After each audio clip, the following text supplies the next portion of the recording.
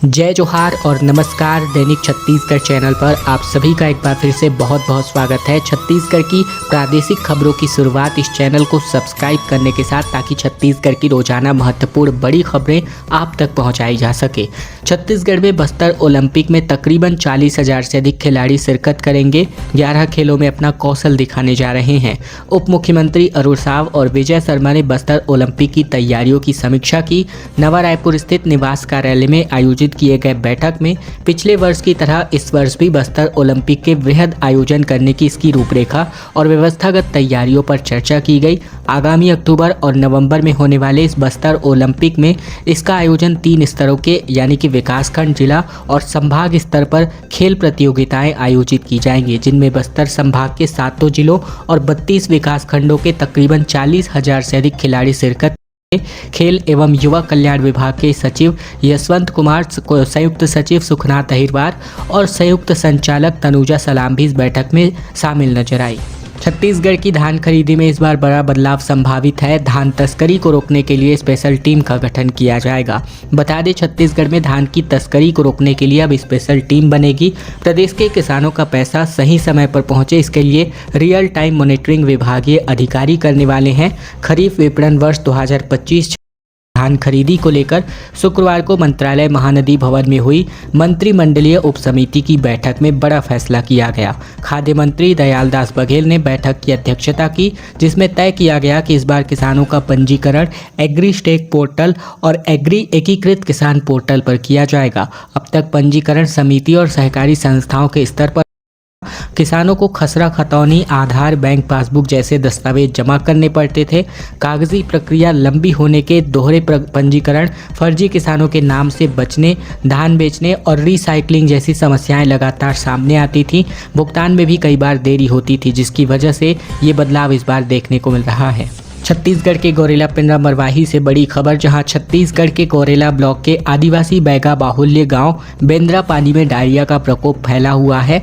Diarrhoea पीड़ित बैगा आदिवासी पिता पुत्री की मौत होने की वजह से इलाके में हड़कंप है, तो वहीं राष्ट्रपति के दत्तक पुत्र विशेष संरक्षण तकरीबन 18 से ज़्यादा लोग भी डायरिया से पीड़ित हैं, जिनका इलाज गौरेला के स्वास्थ्य केंद्र में जारी है। बता दें कि यह जिला स्वास्थ्य मंत्री श्याम बिहारी जायसवाल के प्रभार में आता है। इसके बावजूद भी यहां डायरिया से पीड़ित लोगों की मौत होना चिंता का विषय है। गौरेला विकासखंड के बैगा बाहुल्य ग्राम पंचायत सालेगोरी के आश्रित गाँव बेंद्रा पानी में डायरिया फैलने की वजह से लोगों के स्वास्थ्य और स्थिति गंभीर और चिंताजनक हो चुकी है। सामुदायिक स्वास्थ्य केंद्र गौरेला में डायरिया के 18 से अधिक पीड़ित भर्ती हैं। गांव में अब तक 2 लोगों की मौत हो चुकी है। एक ही परिवार के 40 वर्षीय कलेश बैगा और उसकी 20 वर्षीय बेटी मंगलीबाई का नाम शामिल है। छत्तीसगढ़ में वोट चोरी के मुद्दे पर 16, 17 और 18 तारीख को कांग्रेस का आंदोलन होने जा रहा है। बता दें, छत्तीसगढ़ कांग्रेस प्रदेश अध्यक्ष दीपक बैज ने शुक्रवार को सरकार पर कई बड़े आरोप लगाए। उन्होंने कहा कि प्रदेश में भ्रष्टाचार, नक्सलवाद और SIR की प्रक्रिया को लेकर सरकार पूरी तरीके से विफल साबित हुई है। साथ ही उन्होंने कांग्रेस की आगामी वोट छोड़ गद्दी छोड़ पदयात्रा की घोषणा की।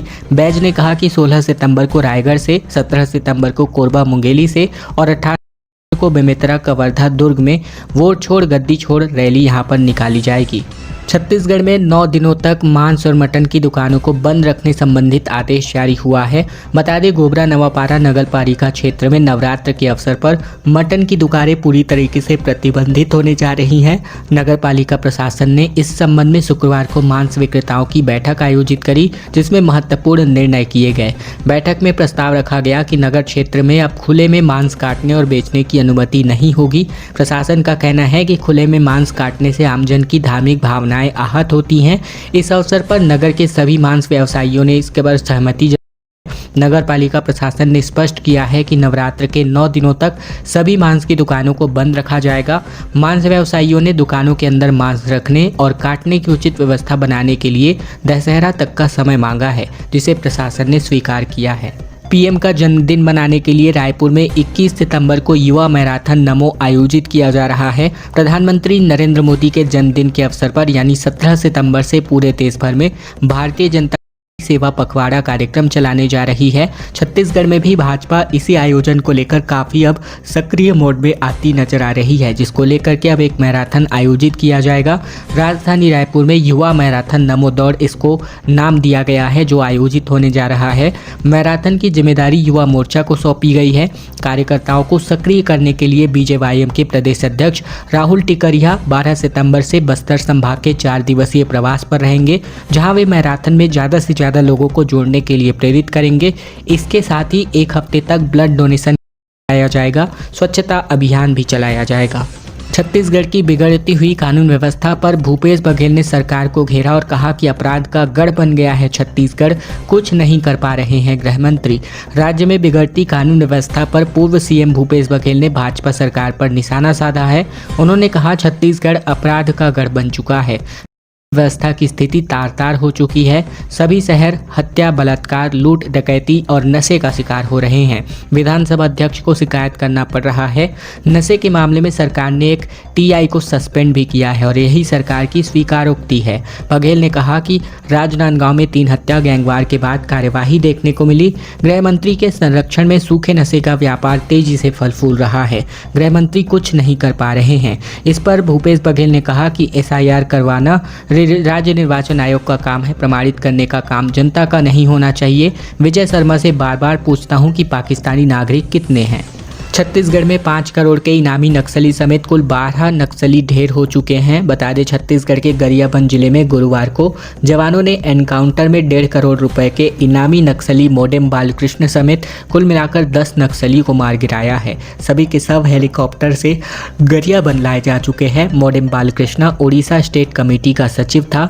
मामला मैनपुर थाना क्षेत्र के मटाल पहाड़ी का है। जानकारी के मुताबिक मारे गए नक्सलियों में 6 पुरुष 4 महिलाएं शामिल हैं। सेंट्रल कमेटी सदस्य मनोज उर्फ modem Balkrishna, Orissa state committee सदस्य प्रमोद उर्फ पांडु, इसके अलावा उड़ीसा स्टेट कमेटी सदस्य विमल उर्फ मंगला समीर और पीपीसीएम रजीता भी इसमें शामिल है।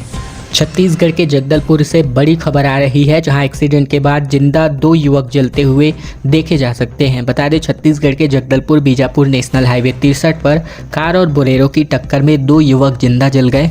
गुरुवार रात किलेपाल के पास हुए इस सड़क हादसे के बाद कार में भीषण आग लग गई थी। स्थानीय लोगों ने युवकों को बचाने की काफ़ी कोशिश की, लेकिन आग की लपटें इतनी बढ़ चुकी थी कि दोनों निकल नहीं पाए। मामला कोडेनार थाना क्षेत्र का है। घटना का दिल दहलाने वाला वीडियो भी सोशल मीडिया पर सामने आया है, जिसमें कार सवार युवक तड़पते हुए दिखाई दे सकते हैं। कोरबा से बड़ी खबर, जहां एक ही दिन के अंतराल में 2 नवजात शिशु की मौत की वजह से सनसनीखेज खुलासा हो रहा है। छत्तीसगढ़ के कोरबा जिले में 3 अलग अलग इलाकों में भ्रूण और नवजात बच्चों की लाश पाई गई है। इन तीनों ही मामले में पुलिस अब जांच पड़ताल कर रही है, साथ ही अस्पतालों से भी डिटेल खंगाले जा रहे हैं। पहला मामला कोतवाली थाना क्षेत्र का है, जहाँ सरमंगला स्थित हसदेव पुल के पास एक नवजात का भ्रूण पाया गया है। राहगीरों की सूचना पर पुलिस ने जाँच शुरू कर दी है। घटनास्थल से एक डायग्नोसिस सेंटर की थैली भी बरामद की गई है। वार्ड नंबर 2 के पार्षद ईश्वर पटेल के अनुसार इस क्षेत्र में यह तीसरी ऐसी घटना है। दूसरा मामला घटना टीपी नगर क्षेत्र का है, जहां डीके अस्पताल में एक नाबालिग लड़की ने शिशु को जन्म दिया, लेकिन जन्म के तुरंत बाद ही बच्चे की मौत हो गई। इस संबंध में अब ये मामला सामने आया है। तीसरा मामला मुर्गी चौकी थाना क्षेत्र का है, जहाँ एक अविवाहित युवती ने जिला अस्पताल में बच्चे को जन्म दिया। इसके अलावा बता दें कि पुलिस ने युवती का बयान दर्ज करके अस्पताल प्रबंधन के खिलाफ कार्यवाही करना शुरू कर दिया है। खबरों में आगे बढ़े इसके पहले अगर आपने इस चैनल को अभी तक सब्सक्राइब नहीं किया है, सब्सक्राइब जरूर कर लीजिएगा छत्तीसगढ़ की रोजाना महत्वपूर्ण खबरों को जानने के लिए। इसके अलावा तमाम बड़ी खबरें, प्रत्येक कोने कोने की खबरें हम आप तक पहुंचाते हैं रोजाना, तो रोजाना खबरों को देखने के लिए चैनल जरूर सब्सक्राइब कीजिएगा। वीडियो शेयर करना बिल्कुल मत भूलिएगा। रायपुर में आज नलों में पानी नहीं आने वाला है, जहां 10 घंटे का शटडाउन लिया गया है। पाइपलाइन में लीकेज 32 टंकियों से सप्लाई बंद करने को लेकर बड़ी खबर आ रही है। बता दें कि 5 लाख से ज़्यादा लोग इसकी वजह से प्रभावित होंगे। आज सुबह पानी की सप्लाई नहीं होगी। रायपुर में बाटागांव चौक के पास 150 mld फिल्टर प्लांट से जुड़ी पाइपलाइन में लीकेज की मरम्मत होने जा रही है, जिसकी वजह से 10 घंटे का शटडाउन लिया गया है। मेंटेनेंस के दौरान शहर की 32 पानी टंकियों से पानी की सप्लाई बाधित रहेगी। जानकारी के अनुसार मरम्मत का काम 12 सितंबर की रात से शुरू हो चुका है और इस कारण 13 सितंबर की सुबह 150 mld और 80 mld प्लांट से भरने वाली टंकियों में पानी की सप्लाई नहीं हो पाएगी। रायगढ़ से बड़ी खबर, जहां 4 लोगों के मर्डर और एक को ही गड्ढे में गाड़ा गया। बता दें छत्तीसगढ़ के रायगढ़ जिले में एक ही परिवार के 4 सदस्यों की हत्या कर दी गई थी, जहां किसी ने पति पत्नी और उनके 2 बच्चों को कुल्हाड़ी से मारकर बाड़ी में ही एक गड्ढे में दफना दिया था। 11 सितंबर को चारों की लाश पाई गई थी और ये पूरा मामला खरसिया थाना क्षेत्र का था। आखिर चारों की हत्या क्यों की गई, इस मामले में अभी तक पुलिस ने कोई भी खुलासा नहीं किया है। पुलिस पड़ोस के लोगों और कुछ संदेहियों से पूछताछ कर रही है। वहीं शुक्रवार को बिलासपुर रेंज के आईजी डॉक्टर संजीव शुक्ला गांव पहुंचे, जहां उन्होंने घटनास्थल का जायजा लिया। इसी के अलावा बता दें कि आज के दिन गांव वालों और रिश्तेदारों से बातचीत में कई ग्रामीणों ने और पड़ोसी और साथ ही उनके नाबालिग बेटे पर शक जताया गया है। ग्रामीणों ने बताया कि पड़ोसी के नाबालिग बेटे ने 2 महीने पहले मृतक बुधराम के घर से धान की चोरी की थी और इस मामले की शिकायत मृतक की पत्नी ने थाने में भी की थी। इसके पहले संपत्ति विवाद और जमीन मुआवजे को पैसे को लेकर भी हत्या की आशंका जताई जा रही है। फिलहाल अभी कोई स्पष्ट कारण सामने नहीं आया है। जादुई कलश के नाम पर 1,94,00,000 रुपए की ठगी की गई और सरकार ने इसे विदेश में बेचने को लेकर बातें कही हैं। बता दें छत्तीसगढ़ के जसपुर जिले में जादुई कलश के नाम पर ग्रामीणों से करोड़ों रुपए की ठगी की गई। साथ ही ठगों ने दावा किया कि उन्हें कोरबा से एक जादुई कलश बरामद हुआ, जिसकी कीमत विदेश में अरबों में है। सरकार इसको बेचेगी और मुनाफा सभी सदस्यों में बांटा जाएगा। ग्रामीणों को झांसे में देकर ठगों ने सिक्योरिटी और मनी साथ ही प्रोसेसिंग फीस के नाम पर 25,000 से लेकर 70,000 रुपए तक वसूले। 1 से लेकर 5 करोड़ रुपए का मुनाफे का लालच दिया। ये मामला पत्थलगांव थाना क्षेत्र का है। जब ग्रामीणों को इसका फायदा नहीं मिला तो उन्होंने थाने में इसकी शिकायत की, तब जाकर ये पूरे मामले का खुलासा हुआ है। ऑक्सीजन की कमी की वजह से बच्ची की मौत हो गई और 2 कर्मचारी इसके खिलाफ सस्पेंड हुए हैं। छत्तीसगढ़ के बलरामपुर में ऑक्सीजन लगाए बिना 3 माह की बच्ची को एम्बुलेंस से भेजने वाले 2 कर्मचारी को जेडी हेल्थ डॉक्टर अनिल सुकना ने सस्पेंड कर दिया है। बता दें डॉक्टर के निर्देश के बावजूद स्वास्थ्य कर्मचारियों ने ऑक्सीजन हटाकर 3 महीने की बच्ची को एम्बुलेंस से अंबिकापुर रवाना कर दिया। रास्ते में ही बच्ची की मौत के बाद परिजनों ने हॉस्पिटल पहुंचकर हंगामा किया था। इस पूरे मामले में सीएमएचओ की जांच रिपोर्ट पर जेडी हेल्थ ने निलंबन की कार्यवाही को अंजाम दिया है। बता दें बलरामपुर जिले के पिंडरा निवासी सनम अगरिया की 3 माह की बेटी संजना अगरिया को मंगलवार को जिला अस्पताल में भर्ती किया गया था।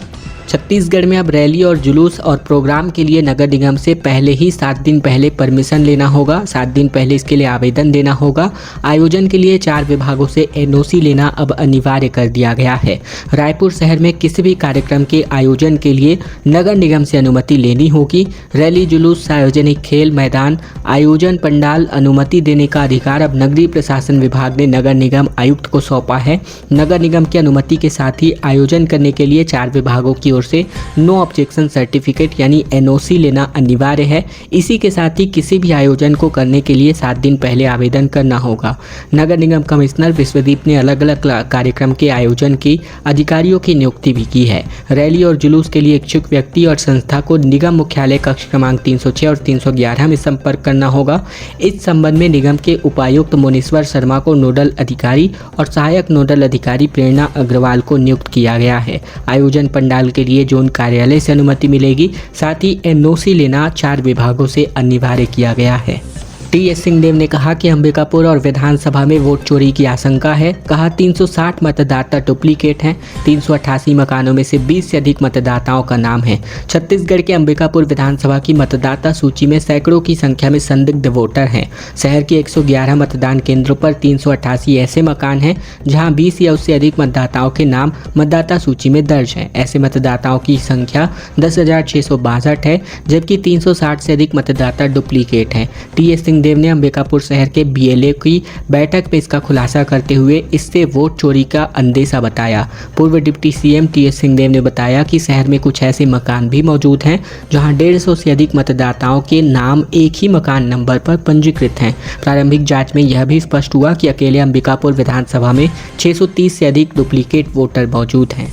14 मामलों में नाबालिग समेत कुल 9 लोगों की गिरफ्तारी हुई है। दुर्ग में मॉर्निंग वॉक और साइकिलिंग करने वालों से लूटपाट किया करते थे। दुर्ग में मॉर्निंग वॉक पर निकले गए लोगों और साइकिलिंग करने वालों को निशाना बनाकर लूटपाट करने वाले गिरोह को पुलिस ने आखिरकार पकड़ लिया है।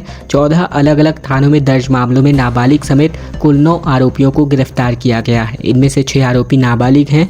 आरोपी राहगीरों से मोबाइल और नकदी छीनकर भाग जाते थे। विरोध करने पर धारदार हथियार से हमला कर देते थे। पुलिस ने इनके पास से 4 मोबाइल, 2 चाकू और 1 कटर और 3 मोटरसाइकिल जब्त की है। कुम्हारी रेलवे स्टेशन पर अतिक्रमण हटाया गया। 40 साल पुराने 50 मकानों और दुकानों पर बुलडोजरी कार्यवाही की गई। दुर्ग जिले के कुम्हारी रेलवे स्टेशन कॉलोनी क्षेत्र में रेलवे प्रशासन ने एक बड़ी कार्यवाही को अंजाम दिया। तकरीबन 50 मकानों और दुकानों को बुलडोजर से ढहा दिया गया है। ये सभी निर्माण पिछले 40 से 50 सालों से अतिक्रमण करके बनाए गए थे। रेलवे प्रबंधन ने अतिक्रमणकारियों को कई बार नोटिस भी जारी किया था, लेकिन किसी ने जमीन खाली नहीं की। गुरुवार दोपहर रेलवे के वरिष्ठ अधिकारी, जिला प्रशासन और पुलिस बल के साथ मौके पर पहुंचे और फिर अतिक्रमण हटाने की कार्यवाही को अंजाम दिया गया। आज की खबरों का सिलसिला बस यहीं तक का था। अगर आपको यह वीडियो पसंद आया है तो वीडियो को एक छोटा सा लाइक कर दीजिएगा। चैनल पर नए हैं सब्सक्राइब जरूर कर लीजिएगा, ताकि छत्तीसगढ़ की रोजाना महत्वपूर्ण बड़ी खबरें बिना किसी रुकावट के हम आप तक पहुंचा सके। तो इस चैनल को जरूर सब्सक्राइब कीजिएगा।